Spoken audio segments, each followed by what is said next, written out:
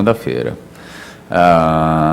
no mesmo horário, e, portanto, daremos prosseguimento ao nosso curso neste dia.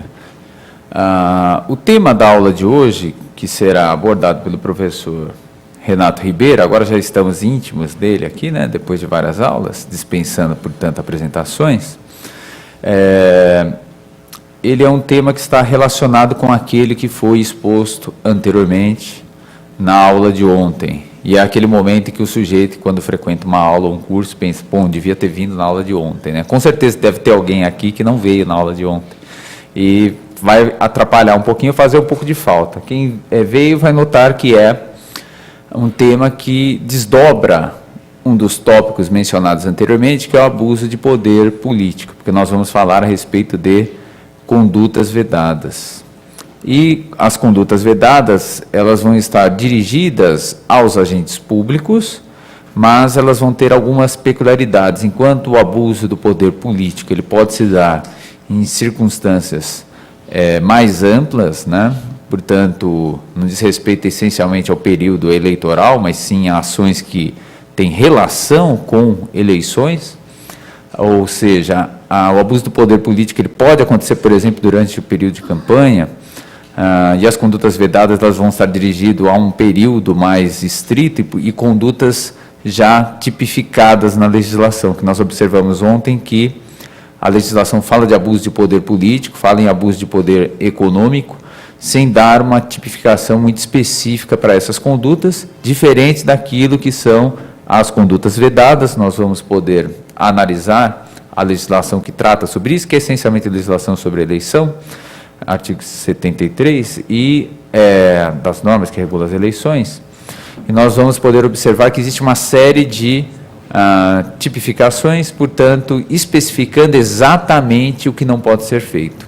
Além disso, além desse aspecto da tipificação, é importante destacar, e isso o professor Renato abordará aqui, quem são aqueles que podem ser abrangidos por esse dispositivo legal, ou seja, quem é o eventual autor de uma conduta que está restrita por esses artigos legais. Ou seja, o conceito de agente público, nós vamos ver que está no parágrafo 1º, ele é bastante abrangente, já quero fazer essa ressalva.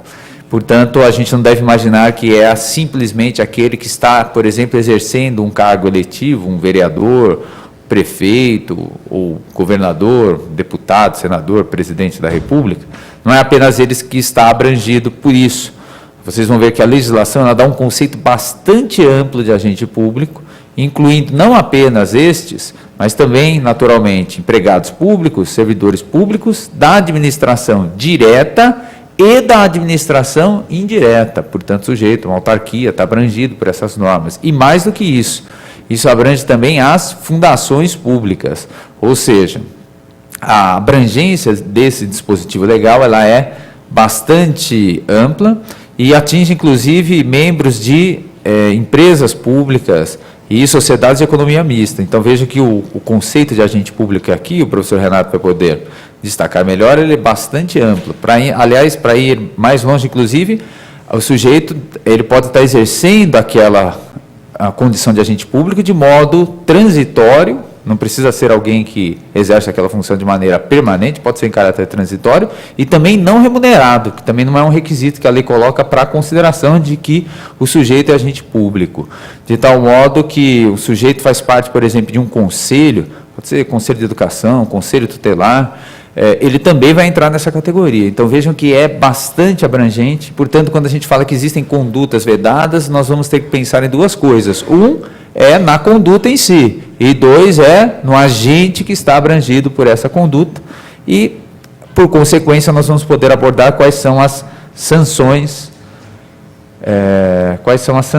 cabíveis nessas hipóteses de violação dos dispositivos legais. Mas, enfim, o professor Renato Ribeiro, aqui com a sua propriedade, vai poder fazer essa exposição mais detalhadamente. Ok? Então, vamos passar a palavra para o professor Renato. Obrigado.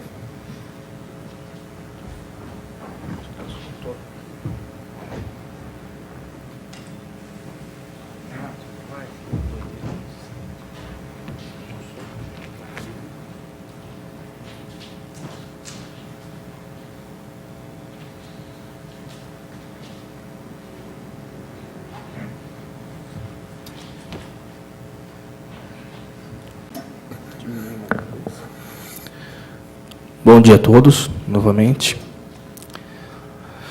Agradeço mais uma vez a oportunidade de me fazer presente aqui no curso da Escola do Parlamento, sobretudo para falar de um tema tão importante como é o tema das condutas vedadas. As condutas vedadas,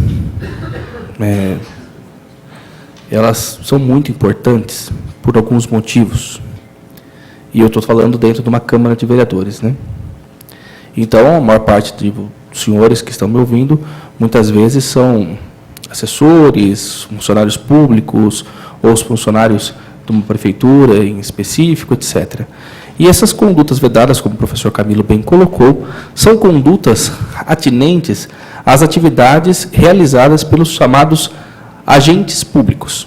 E nós vamos ver que a legislação ela é bastante ampla em relação aos agentes públicos. Quem são aqueles considerados agentes públicos?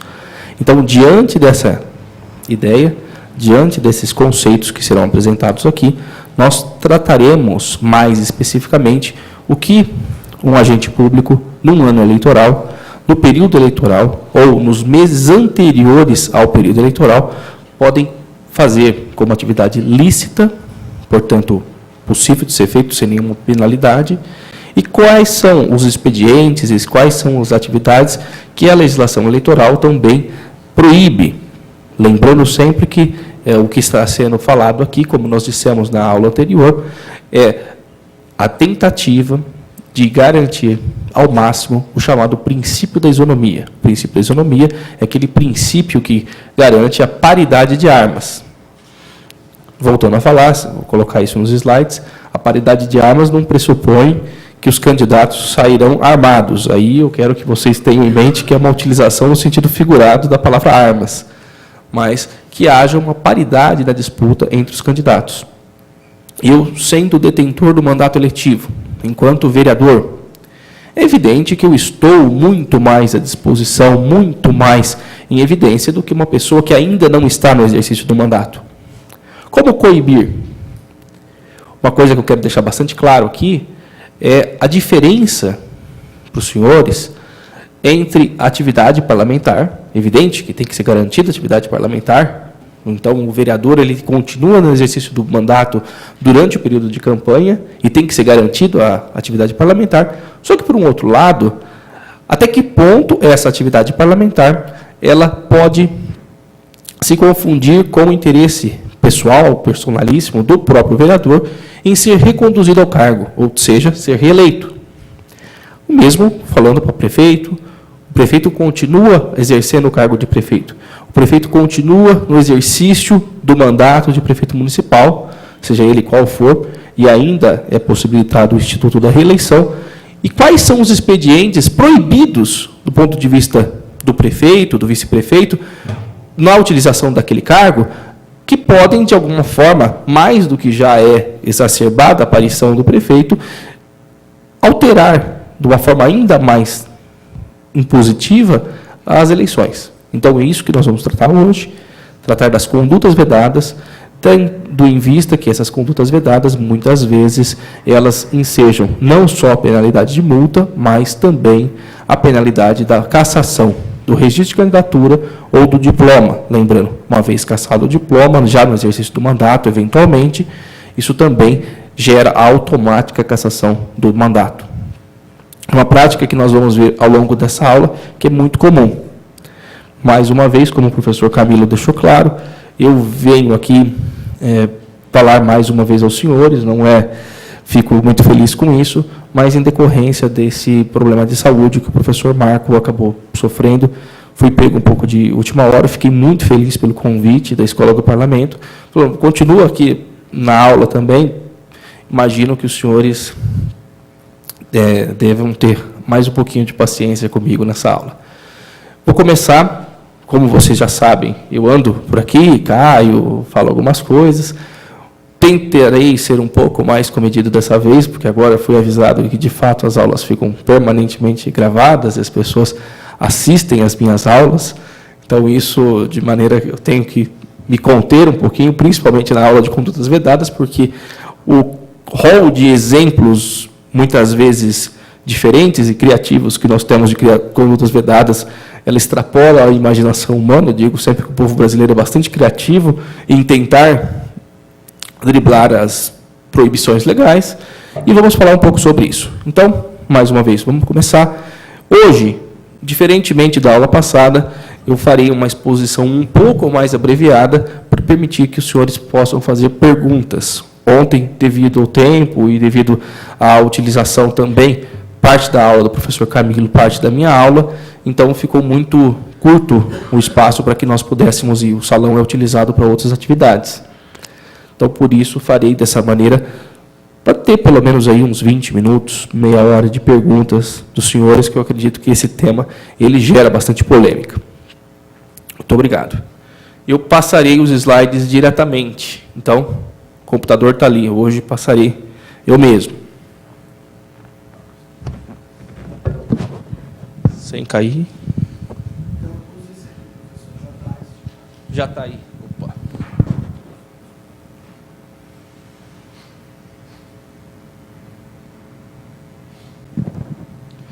Hoje também tem uma quantidade menor de slides. Então, nós trabalharemos de uma maneira um pouco mais resumida, mas não menos polêmica.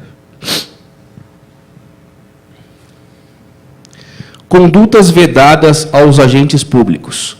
Quando eu começo a falar em agente público, em conduta vedada ao agente público, naturalmente eu tenho que pensar uma coisa muito importante. O que é agente público? Qual que é o conceito legal para fins da justiça eleitoral? Direito administrativo, outras searas do direito, têm conceitos diferentes. Agora, quando eu falo em direito eleitoral, qual é o conceito de agente público? Nós vamos ver que é um conceito mais estendido, é um conceito mais extenso, ampliado, porque você mesmo exercendo uma atividade eventualmente nem remunerada, pode influir no resultado das eleições de maneira negativa, de maneira a ferir o princípio da isonomia, a paridade na disputa eleitoral. Isso é muito importante e, portanto, nós precisamos avaliar qual é o escopo, qual é a abrangência do conceito de agente público. Vejamos, de uma maneira bem simplificada, bem sintética, a ideia de agente público e a ideia de condutas vedadas. O que eu não posso, enquanto agente público, promover? O que é uma conduta vedada, a rigor? Eu extraio esse conceito do artigo 37 da Constituição. Conduta vedada é um ato praticado com desrespeito aos princípios da legalidade, da impessoalidade, da moralidade, da publicidade e da eficiência. Sobre o princípio da legalidade, meus alunos da faculdade, eles ouvem muito que eu fale desse assunto, porque é um assunto lá dos primeiros semestres de Direito, tem que retomar os ensinamentos dos primeiros semestres do curso de Direito. Eu sei que nem todos aqui são formados em Direito, então daria uma especial atenção a isso. O princípio da legalidade, ele é importante, porque existe o que nós chamamos em Direito administrativo, em Direito eleitoral, em Direito constitucional, a dicotomia público-privado. Então, a oposição, a contradição entre o público e o privado. Como que eu posso traduzir isso de uma maneira mais didática? Ao particular, ao sujeito particular, a pessoa física, nós todos aqui, é permitido e é garantido uma coisa chamada autonomia da vontade. Então, eu posso comprar, vender, alugar, me casar, divorciar, realizar todos os atos da vida civil, desde que eles não sejam proibidos expressamente por lei. Desde que a minha conduta não seja ilegal, eu não posso sair aí e matar, tirar a vida de um desafeto meu. Ah, mas eu tenho vontade. Eu acredito que muitos dos senhores, eventualmente, pelo menos uma vez ou outra na vida, já tiveram essa vontade nefasta de tirar a vida de alguém. Assim, é claro que depois, meio segundo depois, pensou melhor e falou, não vou fazer. Acidentes acontecem? É evidente, por isso que eu...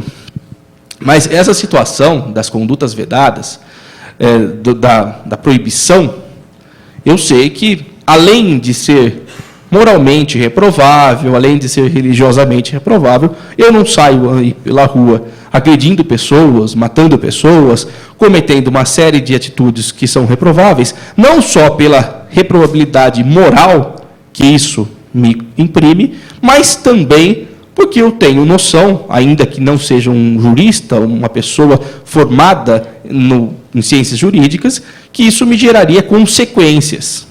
Retirar a vida de alguém, matar alguém, está tipificado no Código Penal e eu serei punido de alguma forma. Tantos anos de cadeia. Então, fora o que é proibido, eu posso fazer de tudo. Posso casar? Posso. Posso me divorciar? Pode trair a esposa? É proibido por lei? Eu sempre falo, nem tudo o que é moral é legal, e assim por diante. Esse é um exemplo que eu sempre dou nos primeiros anos de graduação, que os alunos falam, professor, mas como assim?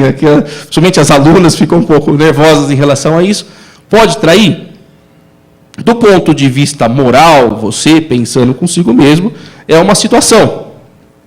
Daí a sua pessoalidade imaginando isso. Do ponto de vista legal, já há alguns anos isso deixou de ser crime. Então, da perspectiva jurídica, não é proibido por lei. O direito ele não vai entrar na individualidade do cidadão, da cidadã. Bom, pensando por aí, o particular pode tudo que não é proibido por lei. O público, por um outro lado, ele só pode fazer aquilo que é expressamente previsto por lei. Então, qual é o escopo de competência do prefeito municipal? Somente aquilo que lhe é autorizado por lei. Qual é a competência do vereador? E aí eu faço um parênteses, competência do ponto de vista de atividades permitidas legalmente, não é se é competente ou incompetente, do ponto de vista disso como um adjetivo. Mas a competência legal, o que o prefeito pode fazer? O que o vereador pode fazer? O que o deputado estadual, o governador do estado pode fazer? Essa é a característica mais importante que nós temos que pensar. Porque existe aí, nesse momento, uma necessidade de adequação legal àquilo que é previsto na legislação. Isso é chamado de princípio da legalidade. Até o presidente da República só pode fazer aquilo que é previsto por lei. Andou um pouco, tem uma série de consequências. Consequências que podem decorrer tanto da esfera civil, quanto até, eventualmente, da esfera criminal. Esse é chamado do princípio da legalidade. Poder público, só o que é previsto em lei. Particular, apenas o que é proibido, não se pode ser feito. Então, impessoalidade, evidente que é um outro princípio esculpido na Constituição, que é um princípio muito importante. As atividades legislativas, as atividades decorrentes do poder público, do ponto de vista do poder executivo, também devem ser pautadas no princípio da impessoalidade. Então, eu não posso, Renato, imagina que eu seja um vereador, eu não posso legislar em causa própria, chegar aqui e passar um projeto de lei que vá me beneficiar em detrimento do interesse coletivo. Então, essa é uma característica muito importante, a impessoalidade. Eu não posso pensar em mim mesmo. Existe uma competição, vamos dizer assim, saudável, em que sempre deve vencer o interesse público em detrimento do interesse pessoal do agente público. Moralidade administrativa. É um pouco mais aberto a questão moralidade. É difícil sintetizar o que é moralidade, mas todos os senhores sabem o que é imoralidade. É muito mais fácil nós falarmos o que são exemplos de moralidade do que simplesmente falar o que é moralidade. Então, a administração pública também tem que se valer do princípio da moralidade administrativa. Publicidade. É evidente que, falando de administração pública, os atos praticados pela administração pública devem ser públicos. Aqui um exemplo é minha própria aula. Uma série de pessoas, eu imagino, pelo menos eu espero, que estejam me assistindo hoje, porque não tenho vindo aqui por causa da chuva, temos vários aqui pessoas presentes, mas algumas pessoas eu tenho certeza que estão assistindo online, ao vivo, pela TV Câmara dos Vereadores de São Paulo. Porque isso é um ato público. Eu estou lecionando um curso dentro da Câmara dos Vereadores e ele é um ato público e existe o princípio da publicidade. Não só aqui, qualquer ato. Não existe um ato praticado pelo prefeito, pelo governador, presidente da República, vereador, que seja desmedido e secreto. Ele deve ser público. E eficiente. Imagina só, isso daí é muito importante, a questão da eficiência, do bom uso, do uso racional dos recursos públicos. Imaginem os senhores aí a construção, nós sabemos que, principalmente no passado, isso era uma prática ainda mais recorrente, mas alguém utilizando os serviços públicos, os recursos públicos, somente para fazer um ato que não era eficiente. Imagine aí um viaduto no meio do nada, chamados elefantes brancos, que o pessoal fala. Um dinheiro utilizado, a utilização de recursos públicos utilizado de maneira não eficiente, que, evidente, vai ferir o princípio da eficiência. São princípios em que, sempre que há violação desses princípios, eu tenho aí, de uma maneira ampla, a ideia da violação do princípio a violação das condutas, chamadas condutas vedadas. Quem é agente público? Comecei a explicação sobre isso. Uma definição sobre quem é agente público. Vamos ali, eu não sei, eu acredito que os senhores conseguem ver, eu dividi em cores. Quem é agente público? Reputa-se agente público quem exerce, ainda que transitoriamente, sem remuneração. Então, eu deixei destacado, ainda que transitoriamente sem remuneração. Então, eu só durante um período e sem remuneração vou atuar como agente público. Ainda assim, essa pessoa, por eleição, nomeação, designação, contratação, qualquer outra forma de investidura ou vínculo, deixo bem amplo. Para perceber que aí eu coloco quase todos os tipos de situação. Mandato, cargo, emprego ou função nos órgãos e entidades da administração pública, direta ou indireta ou fundacional. Todo mundo que se enquadra em alguma dessas atividades, com remuneração, sem remuneração, concursado, comissionado, ele é, para fins da Justiça Eleitoral, conforme previsto no parágrafo 1º do artigo 73 da Lei 5.504 de 97, para fins eleitorais, essa pessoa é considerada agente público. Então, quem comete conduta vedada? É um cidadão na rua que não tem nada a ver com a administração pública? Não. É aquela pessoa que, pelo próprio uso, pela própria natureza do cargo que ocupa, acaba se colocando numa posição diferenciada diante dos demais cidadãos.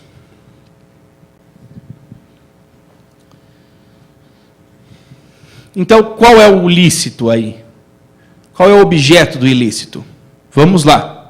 Agente público aproveita da sua posição privilegiada e influencia o eleitor em detrimento da liberdade do voto.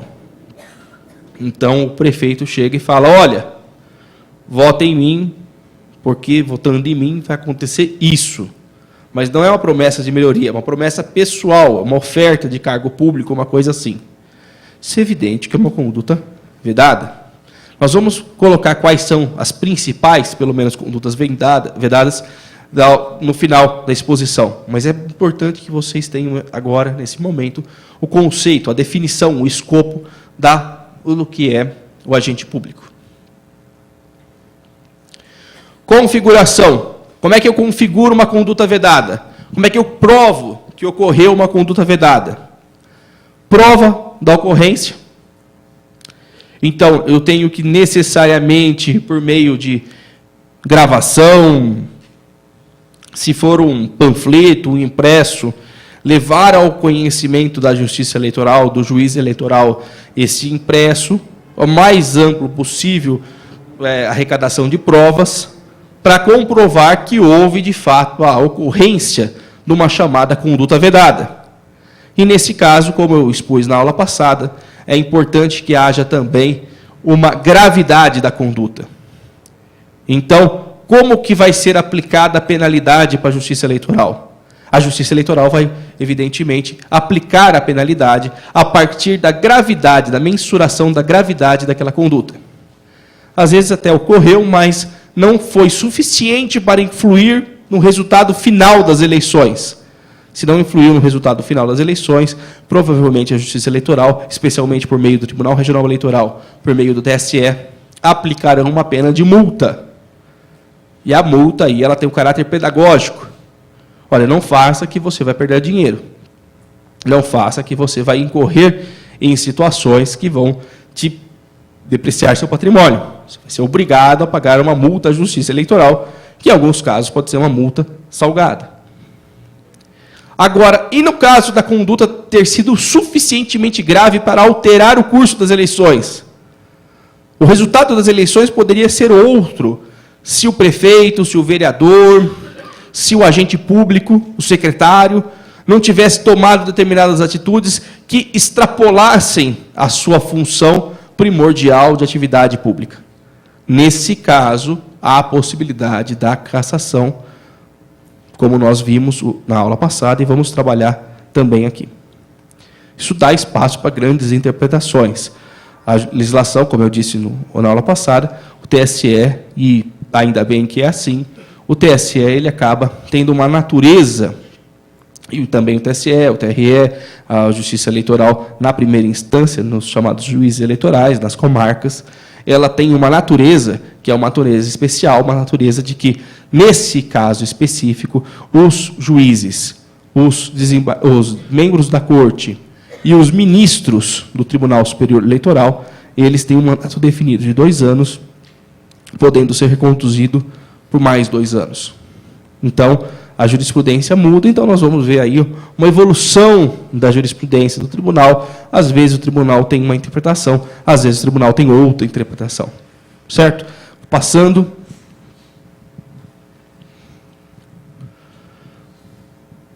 Qual que é o grande desafio? Aquela guerra, interesse público, interesse privado.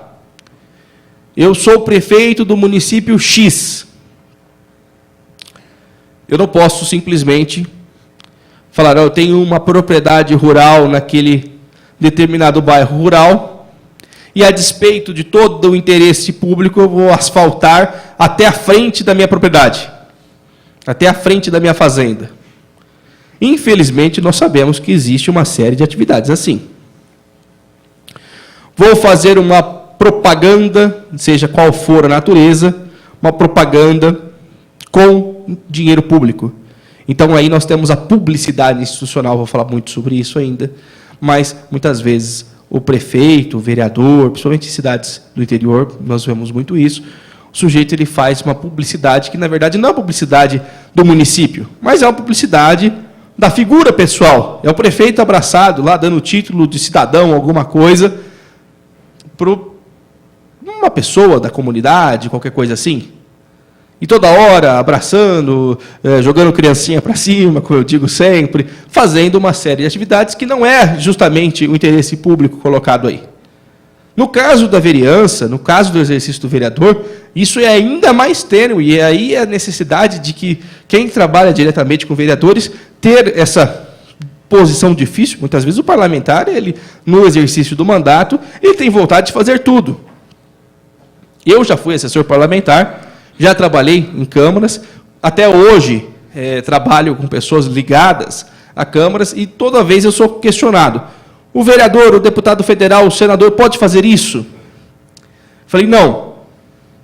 Mas ele quer fazer isso. Eu falei, segura ele. Mas ele é grandão. Segura mesmo assim. Porque uma série, é evidente que a pessoa tem vontade de fazer determinados expedientes. Nós, conhecedores da Justiça Eleitoral, conhecedores do direito eleitoral, temos que, muitas vezes, não faz isso porque aqui você vai estar incorrendo. No dia a dia, muitas vezes, a pessoa comete equívocos e cabe a nós tentar segurar a prática desses equívocos. Bom, posta essa informação. Vou dar um único exemplo aqui, um exemplo que já me ocorreu em determinado momento.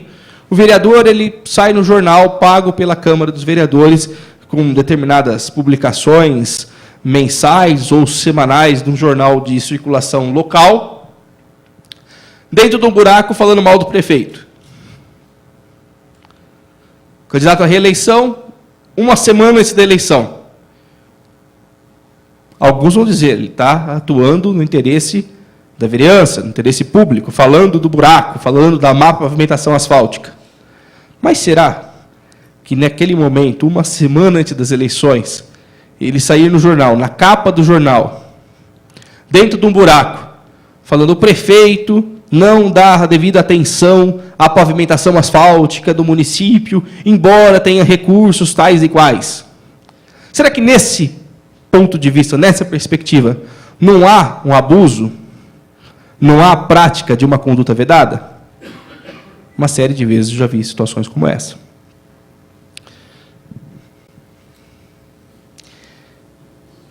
Então, vamos ver o que é uma conduta vedada do ponto de vista que nós falamos na aula passada, do abuso de poder político. Abuso de poder político, abuso de poder econômico, o tema da aula passada. Mas uma conduta vedada, ela é uma espécie do gênero abuso de poder político. Está um pouco claro, mas eu consigo imaginar que os senhores conseguem enxergar ainda.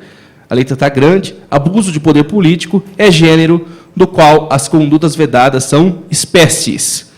Como assim gênero e espécie? É aula de biologia? Não. Eu fiz um desenho aqui, está um pouco claro, mas o abuso de poder político seria um grande círculo englobando outras situações. E dentro da possibilidade do abuso de poder político, nós temos as chamadas condutas vedadas, que são aquelas expressas no artigo 73 da Lei das Eleições, que nós vamos tratar principalmente de algumas que são as mais reiteradas, as que ocorrem com maior prática. Então, eu tenho as condutas vedadas dentro desse círculo maior do abuso de poder político. Quando há a prática de uma conduta vedada, qual é a violação principal? Como é que eu justifico? Há uma violação do princípio da isonomia. E não é um exagero falar que, havendo violação do princípio da isonomia, igualdade, igualdade de disputa, igualdade na paridade da disputa entre candidatos, sejam eles no exercício do mandato ou não, seja ele assessor de alguém ou não, uma pessoa da comunidade sem nenhuma ligação ainda com o poder público e uma pessoa já dentro do serviço público, já num ar e numa situação de maior exacerbação e de publicidade. Olha só essa definição, essa conclusão. Não há democracia sem paridade de armas na disputa. Volto a repetir, que eu não seja mal interpretado quando os senhores pegarem essas transparências, que o Altair deixou claro aqui no começo, que serão disponibilizadas ao final do curso, no site da própria Escola do Parlamento. Quando os senhores receberem isso, lembrem dessas palavras, ou então revejam o vídeo. Uma paridade de armas, pressupondo que o candidato a prefeito da cidade vai pegar uma carabina e vai fazer uma disputa lá dos tempos passados. Isso está sendo colocado de uma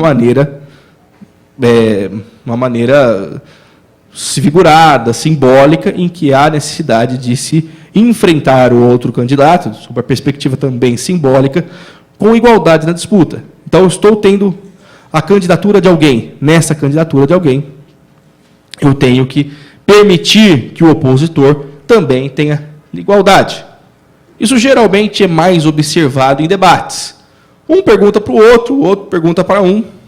Existe réplica, tréplica, uma série de questões aí envolvidas em que eu permita, de alguma forma, que o candidato A, o candidato B, o candidato C tenha a mesma possibilidade de expressar as suas opiniões, o seu programa de governo, que é o que realmente interessa.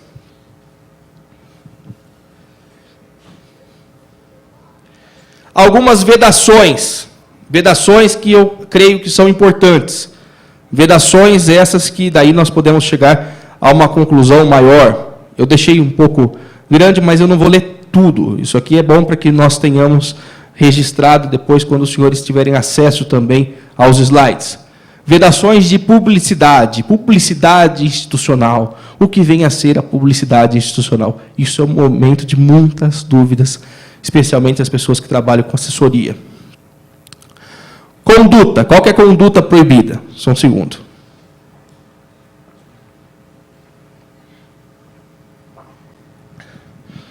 Publicidade oficial com caráter de promoção pessoal.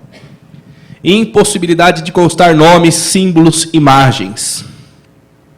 E daí a previsão legal disso. Publicidade institucional. É lícito fazer a publicidade institucional? Sim. Agora, o que é ilícito? Na publicidade institucional, eu ter a imagem do prefeito, do governador. Daí não é publicidade institucional. Daí é promoção pessoal. Eu sempre insisto com os prefeitos do interior, para os quais eu tenho a alegria de ser advogado. Às vezes o prefeito ele insiste, ele fala, mas é uma foto minha recebendo lá não sei o quê. Eu falo, prefeito, eu tenho certeza que todo munícipe sabe quem é o senhor. O senhor anda na rua, ninguém vai chegar e falar, o que o senhor faz aqui? Eu sou por um acaso o prefeito da cidade. Existe essa possibilidade. O prefeito de qualquer município, se ele chega num bar, se ele chega numa festa, se ele chega a um restaurante, a maior parte das pessoas, pelo menos 99% das pessoas, sabe quem é aquela pessoa. Muito dificilmente alguém não sabe quem é o prefeito. O vereador até talvez você não conheça. Uma cidade como São Paulo, com 55 vereadores, e uma cidade com tanta complexidade, com tanta diversidade, talvez você não conheça nominalmente cada vereador e tudo mais. Mas eu não consigo imaginar alguém que não saiba quem é o ex-prefeito, quem é o atual prefeito, quem são até os pré-candidatos ao cargo de prefeito. Hoje, a maior parte das pessoas já tem conhecimento sobre isso. Então, eu sempre insisto. Prefeito, o senhor não precisa aparecer, as pessoas já sabem. Já tem uma exacerbação. Mas daí eu preciso colocar o caráter pessoal. Prefeitura municipal de tal lugar. Câmara de Vereadores. Câmara Municipal, Assembleia Legislativa, e não a figura bonita, lá com aquele sorriso, com botox, com Photoshop do prefeito, lá falando, o prefeito recebeu, o prefeito inaugurou, o prefeito trabalha com honestidade, honradez, alegria, etc. Não é bem assim, porque isso dá uma conotação pessoal. Qual que é o período que eu posso fazer? O Altair está rindo, deve ter algum exemplo aí, até risonho. Qual que é o período? Todo o período do mandato. E principalmente durante o ano da eleição. Então, o prefeito, no ano da eleição, lança aquele monte de panfleto lá na cidade, fiz tal coisa, não fiz tal coisa. Não, não é o prefeito que fez. A prefeitura, a administração municipal realizou uma obra pública. A administração municipal construiu o viaduto tal. A administração municipal entregou tantas casas do programa habitacional. E assim por diante. Não o prefeito. Nós precisamos terminar com essa ideia patrimonialista, pessoal, confundindo o público com o privado. Isso é muito comum, infelizmente. Quais são as penalidades? Inelegibilidade, cancelamento do registro de candidatura ou perda do diploma. Sempre esse tipo de penalidade. Não tem novidade aí. Observação. O artigo 74 se aplica somente a atos de promoção pessoal na publicidade oficial praticada em campanha eleitoral. Então, campanha eleitoral, o sujeito acaba dando esse tipo de conduta, que é uma conduta que tem que ser repelida sempre. Vedações. Mais sobre publicidade. Autorizar publicidade institucional dos atos, programas, obras, serviços e campanha de órgãos públicos federais e entidades da administração indireta.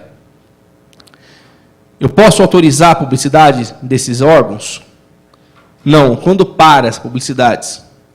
3 meses antes. Então, os senhores, de ontem, uma pessoa já me perguntou aqui, eu não sei se está presente hoje também, sobre publicidade de órgãos oficiais, administração indireta. O que é administração indireta? Não necessariamente Câmara, Prefeitura, mas algo relacionado com, por exemplo, uma autarquia.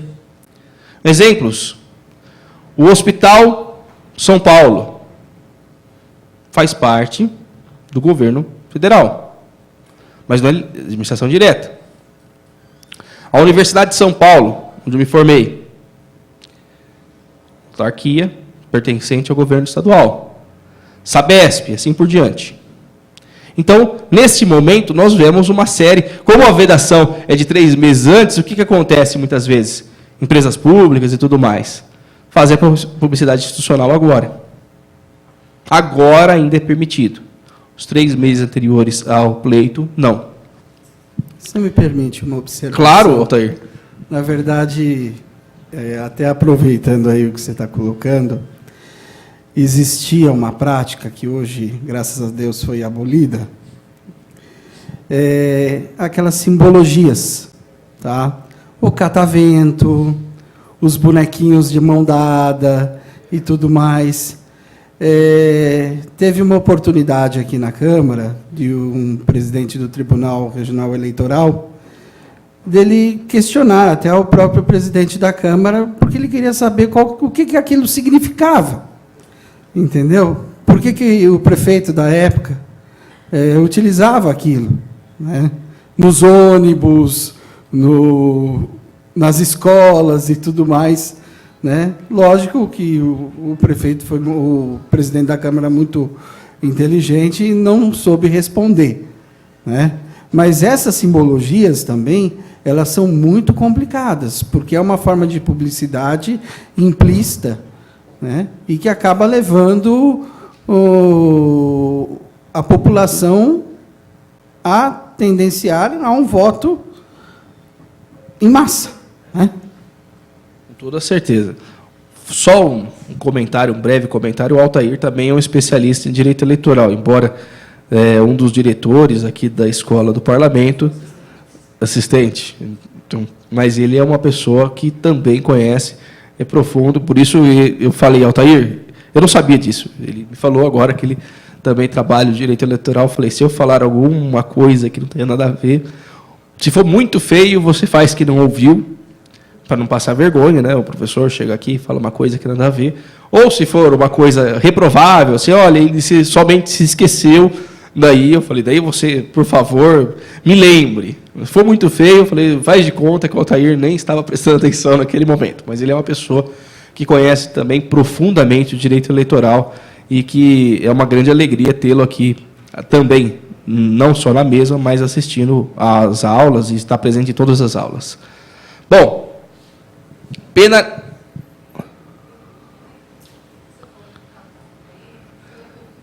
Ah, sim.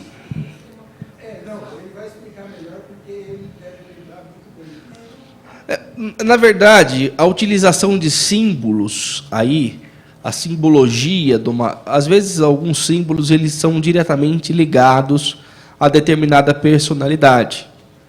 Não só aí o político pode ser um símbolo ligado a uma religião, um símbolo ligado a determinada ideia, determinada associação, determinada entidade, determinada ordem, etc. Esses símbolos, eles também, se eles remetem a uma ideia que liga diretamente a um candidato A, B, C, isso também tem que ser repelido, porque eu estou utilizando da campanha eleitoral, da publicidade institucional para fazer campanha eleitoral. E aí, já é até bom antecipar, fazer uma... que o governante ele só pode utilizar dos símbolos oficiais. Tá? Então, no caso, por exemplo, em sede de governo federal, é a bandeira do Brasil, é o selo nacional, é o hino nacional, é o brasão brasileiro. No caso, aqui, a mesma coisa no governo do Estado, é o brasão oficial do Estado. No caso aqui, a bandeira, né, ou o brasão, né, não do Corduco, não sou conduzido, conduzo. Tá? É isso que tem que ser utilizado. Você não pode ficar criando, entendeu? Que se você lembrar, né, tinha um governador que fazia, que tinha, se você vê até hoje algumas estradas, você vai ver lá exatamente o catavento. Entendeu? Se você pegar certo prefeito, é que na verdade certa prefeita, entendeu? Tinha os bonequinhos de mão dada nos ônibus. Entendeu? Então isso depois de um tempo, isso foi totalmente abolido e passou a ser perseguido, porque isso você está pegando, você está fazendo uma publicidade própria, tá? Dentro de utilizando a máquina pública, tá? É exatamente isso. Essa utilização do brasão, só fazendo a ideia inversa, também não pode ser utilizado pelo próprio candidato. Muitas vezes o próprio candidato, isso no panfleto, no chamado santinho, eu já vi essa ocorrência. O sujeito coloca o brasão oficial. Então vamos imaginar que eu saia candidato, mais uma vez eu sempre dou os exemplos piores para mim. Daí os exemplos melhores eu faço para os senhores. Eu saio candidato a vereador para São Paulo. Daí saio candidato a vereador e coloco o logo ali que está na nossa apresentação, a apresentação oficial da Câmara, que fica com a Câmara, o logo da Câmara Municipal de São Paulo. Vote Renato, número tal, e o logo da Câmara. Isso também é proibido. Eu já vi, infelizmente, aí numa estrada aqui no estado de São Paulo, viajando muito pelo interior de São Paulo, eu percebo algumas coisas que me chamam a atenção sobre a perspectiva do direito eleitoral. Um determinado deputado estadual, isso recente, agora, há poucos meses, ele, por ter conseguido uma emenda parlamentar, recente não, foi para a eleição de 2014, já faz algum tempinho. Eu estou confundindo duas situações. Eleição de 2014, em pleno período eleitoral, ele tinha conseguido uma emenda parlamentar para a melhoria, a duplicação de uma determinada rodovia no interior de São Paulo. Então, tinha lá a foto do parlamentar, que não vem ao caso, a foto do parlamentar, as cores do partido do parlamentar e o brasão do governo do estado de São Paulo. E falando, deputado, fulano de tal, conseguiu mais verbas para a duplicação da rodovia, agora sim, lutando pela região, aqueles dizeres comuns, e com o brasão do governo do estado de São Paulo. Inclusive com a foto do próprio governador. Provavelmente sem anuência do governador, mas utilizando-se aí, olha, eu sou próximo do governador, eu consegui o recurso e tudo mais. Então, esse tipo de coisa, ela evidentemente que aí, e eu posso imaginar, Altair, que se nós formos a fundo, nesse caso, é muito possível que tenha sido feito com verba pública também, o próprio outdoor. Então, mais do que comprovado, uma exibição pessoal aí. Gente, eu vou abrir para perguntas no final, então eu vou deixar só para a gente conseguir avançar, porque eu sei que dúvidas vão surgir bastante, porque esse tema é bastante polêmico. Exceções legais. Propaganda de produtos e serviços que tenham concorrência no mercado. Então, o Banco do Brasil pode continuar fazendo propaganda? Sim. O Banco do Brasil, a Caixa Econômica Federal, são bancos públicos, somente a Caixa Econômica Federal, que é 100% estatal, mas ela compete no mercado com bancos privados. Então, pode continuar fazendo propaganda? Sim. Ou então, em caso de grave e urgente necessidade pública. Vamos imaginar aí uma calamidade pública, uma enchente, um desabamento, um terremoto, alguma coisa que seja realmente grave. Uma epidemia de dada doença, temos aí o problema da dengue, o problema do Zika, etc. Uma manifestação, uma publicidade institucional realizada, de repente até uma intervenção em cadeia de rádio ou TV do próprio governante falando de determinado assunto importante, mesmo no período eleitoral. É possível? Sim. Como é que os senhores, principalmente alguns aqui que já me falaram que estão tentando e já estão advogando no direito eleitoral, trabalhando com o direito eleitoral, como é que se faz isso? Por meio de um pedido direto e expresso à Justiça Eleitoral. Tem que ser autorizado. Porque é evidente que daí, fora do período já previamente definido, do próprio período de campanha eleitoral, o sujeito vai se valer dos recursos públicos para chegar em cadeia de rádio e TV. Então, pode fazer a propaganda? Pode fazer uma manifestação? Sim, desde que autorizada expressamente. Observação, não inclui publicidade de atos oficiais ou meramente administrativos. E mais uma novidade, que é uma novidade que foi bastante criticada, principalmente do ponto de vista das cidades menores. Novidade da mini-reforma eleitoral de 2015, 29 de setembro de 2015. Os gastos com publicidade institucional não podem ultrapassar a média da soma do primeiro semestre dos 3 primeiros anos de gestão. Então, eu quero fazer publicidade institucional no último ano de campanha. O que era a prática comum? O sujeito deixava e gastava tudo no último ano. Então, vamos gastar. No último ano, publicidade come solta. Não pode. É a média. Então, eu somo os gastos nos primeiros semestres, nos 3 primeiros semestres dos 3 anos anteriores, divido por 3, evidente, e tem uma média, e tem um valor, que é o limite que pode ser gasto no último ano de gestão. Existe uma crítica aí. Eu, pessoalmente, tenho uma crítica, porque muitas vezes o sujeito, principalmente quando ele entra no mandato pela primeira vez, não é a reeleição, no primeiro semestre ele não tem muita coisa para mostrar. Então, naturalmente, ele gasta pouco. Ele vai começar a mostrar alguma coisa em setembro, outubro. Então, a utilização, aí eu acho que a legislação foi demasiadamente colocada de forma a ser rígida demais, e ela não teve essa preocupação. Talvez a média anual fosse mais cautelosa, fosse melhor uma redação desse artigo. Talvez até haja, eventualmente, uma mudança, porque o sujeito dificilmente ele gasta o devido no primeiro semestre. Também não me parece justo, não me parece uma ideia interessante chegar e falar para o prefeito que acabou de assumir o mandato, vamos gastar bastante, porque quando você sair candidato lá na reeleição, isso vai dar um problema para o senhor, e daí é melhor gastar agora, porque daí tem que fazer a média. Então, não é uma coisa que me parece uma coisa honesta e moral. Vedações à publicidade. Eu falei ontem isso e tenho que ressaltar, porque tem muita gente que insiste em violar esse artigo. Vedação à publicidade. Qual que é a vedação à publicidade? Comparecimento de candidato e inauguração de obra pública. Artigo 77 da Lei 9.504.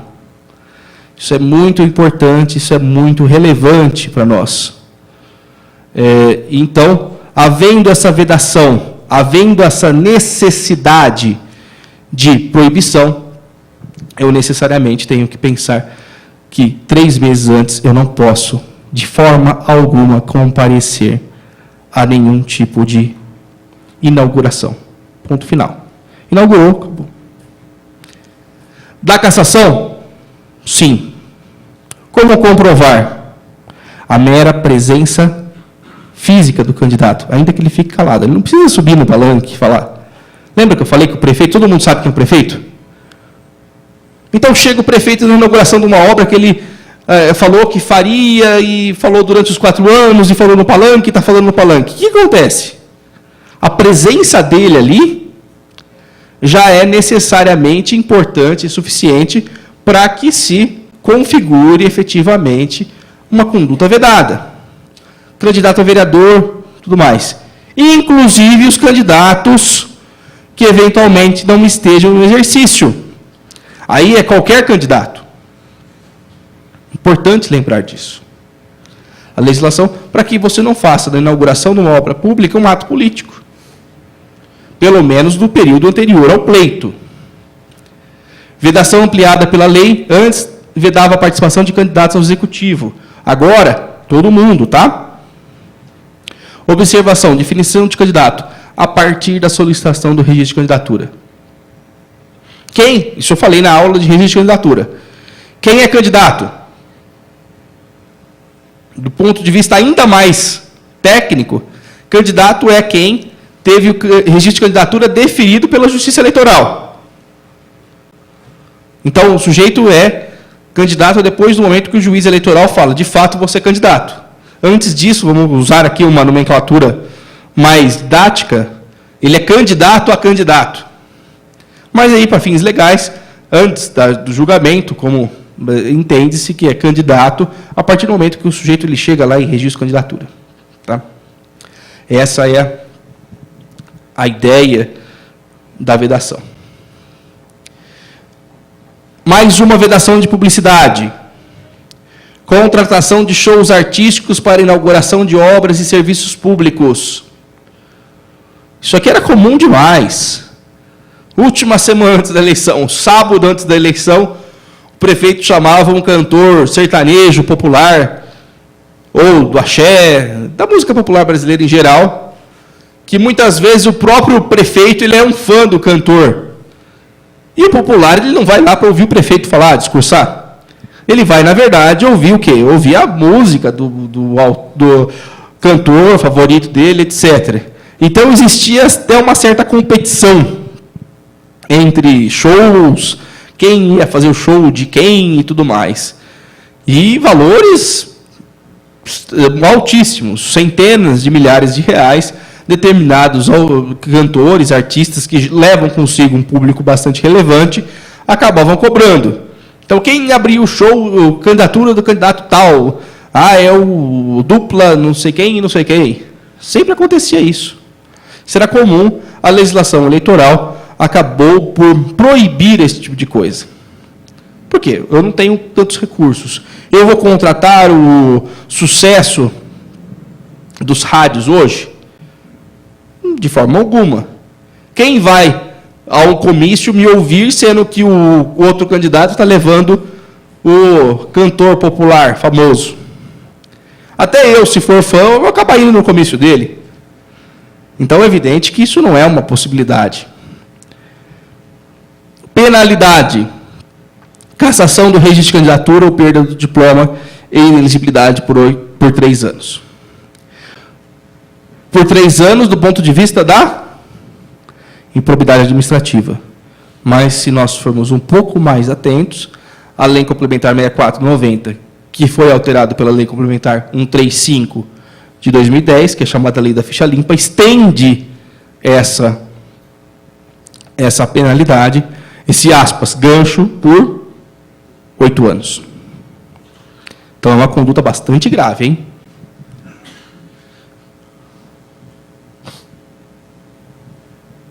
Fico só falando que não pode. Lembro aquela senhora lá do Zorra Total lá. Não pode, e os senhores ficam pensando, coisa chata, né? Fazer pronunciamento em cadeia de rádio e televisão fora do horário gratuito. Também. Período, 3 meses. Eu falei isso já. Posso? Só com autorização. Matéria urgente, relevante e característica da função de governo. Então, o presidente da República fala, estamos atravessando um momento de guerra. Estamos atravessando um momento especial de catástrofe. Um terremoto, um maremoto, um furacão, uma coisa assim. Estamos passando por uma epidemia de doença determinada. Isso justifica. Agora, eu não posso pensar que simplesmente o sujeito vai lá para falar alguma coisa, olha, estamos sofrendo isso, uma coisa que não tem esse condão. Ainda assim, desde que justificado pela Justiça Eleitoral. Vedações, sair da publicidade. Vedações a bens e serviços públicos. Conduta.